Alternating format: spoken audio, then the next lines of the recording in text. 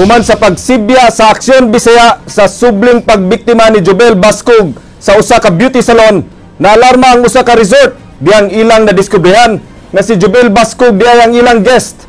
Kagahapon napakyas kita sa pagkuha sa habig ni Jobel apan karong adlaw sa lain na usab nga aksyon Bisaya exclusive ang one-on-one interview uban kang Jobel. Kini ang balita nga giaksyonan ni King Perez. Human migawas ang exclusive report sa News 5 kabahin sa wala pagbayad ni Jobel Bascog sa Nails and Cocktail Salon midangop ang mga sakop sa Cabo San Miguel Resort ni ining inyong tigbalita. Tulo na kaadlaw nag-check-in si Jobel sa resort diri sa lungsod sa Asturias ug miabot na ang bayranan og 15,000 pesos. Mipasalig kini nga mabayran rang resort sulod karong adlaw kay padung na daw ang iyang ginikanan diri sa Asturias gikan sa Hilongos, Leyte. Lakip kuno nga bayran sa iyang ginikanan mao ang salon services sa Nails and Cocktail Salon. But when she found out that I was Jobel Bascog, of course she panicked. I mean, not panic. I am really not kanang blaming Christy whatsoever. She did the right thing. She did what was supposed to be done. She did the kanang common na reaction if ingani ang situation. Wa usab kuno niya tuyo ang mubiya sa salon niya tong gabi sa Disyembre 4. Mirason si Jobel nga mukuha unta siya og kwarta apan adunay kalit nga emergency nga kinahanglan niyang adtuon. Ang receptionist misalig raw sab nga gibilin niya iyang bag. I had cash but it wasn't enough. So I was about to go back pero something came up, emergency came up. So wala ko kabalik. And it was very late. It was very late. I don't want the staff to keep waiting. Mi-claim si Jobel nga nagpadala dayon siya og kwarta sa tag-iya sa salon. Pinaagi sa money remittance apan matud niya nasayo pang gisugo niya sa pagpadani ini. I really sent money. I asked somebody. I just didn't know nga wrong ang tracking number.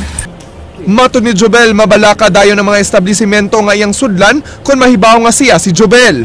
Gani sa Cabo San Miguel Resort, di unta mabalaka ang establisimento nga wa pa mabayri ang resort bill kung wala nila mahibaw nga siya si Jobel. Matud pa sa nagduma sa resort, Georgina Basog ang iyang gigamit nga pangan sa pag-check-in. Nahibawan na lang nila nga siya ang kontrobersyal o gila nga gwapang shoplifter sa Cebu.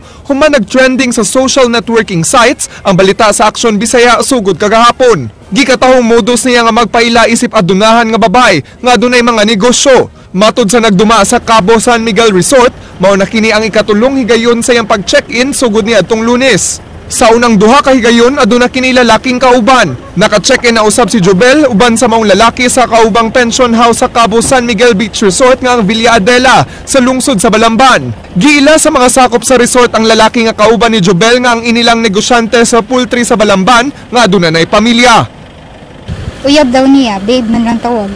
Nga na siya, uyab niya. Pero di na lang namuhisgutan kong kinsa basta na ay pamilya, na anak ko tulo ka buo. Pasado alas 11 sa buntag, wala gihapon miabot ang mga ginikanan nga gisaad ni Jobel. Nakahukom na ang mga sakop sa resort nga i-blatter na ang insidente sa kapulisan sa Asturias. Human wala miabot ang giingon ni Jobel nga iyang ginikanan nga mulukat kaniya. Gihold sulod sa police station si Jobel samtang gipaabot ang sumbong nga ipasaka batok kaniya. Reklamo ni common gud ang management nga pagbigyan ni mabayaran mo pilot sila o kaso. So karon as station din siya sa pwede nga makalakaw unless nga mabayaran niya ang iyang problema sa. Sa unang pagdala siyang kaso dito sa Mandaue City, 19 anyos ang edad nga iyang gitugan ug natala sa blatter. Sa among kauban, yun siya 23 niya. Kaganina lang yun siya 17 niya. Sa mga pulis 16 na po. Karon nga gihold na sa kapulisan sa lungsod sa Asturias si Jobel Bascog samtang gisusi pang tinuod nga edad ni ini, andam atubangon ni Jobel ang mga ipasakang reklamo bisan pa nga gihimakak niya mga pasangil batok kaniya. Do I have a choice? I'll just siguro try to ask and siguro talk to her. I will wait for my parents. Unang milanog ang pangan nga Jobel Baskog human masakpi sa CCTV camera sa J Center Mall nga gisulob ang gikatahong gikawat nga mga sinina sa stud boutique. Ingon man ang uban pang mga insidente sa pag-ikyas sa bayronon sama sa Live Super Club o giabangan nga van. Matug niya, nagpasusi na siya sa doktor human sa nahitabong kontrobersiya ni adtong Agosto. For your recovery, ma'am, are you seeing doctors as well? Yes. Yes. I am. How is it helpful to your recovery? Very helpful, super helpful. Matod ni Jobel, wala niya gigamit ang iyang kagwapa sa pag-ikya sa mga blayro nun. I am simple naman. I mean, for me, no, I don't get why people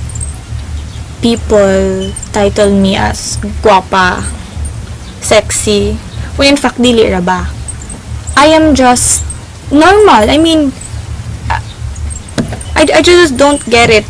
Ngano no. Wa siya nakitang sayop sa iyang pagbalik sa Cebu, human sa hitabo niya atong Agosto, sanglit usa kini sa iyang mga pamaagi nga maka-recover. Because I'm not banned in Cebu. Oh, okay. So, I came back because I don't know. I want to feel comfortable in Cebu again. Mensahe niya alang siya mga bashers, wa siya pakialam kanila, tungod kay aduna siya igong suporta sa iyang pamilya ug sa mga mituo kaniya. Ang una-una sa tao karon is really close naman. I couldn't say anything to convince them. King Perez, News 5.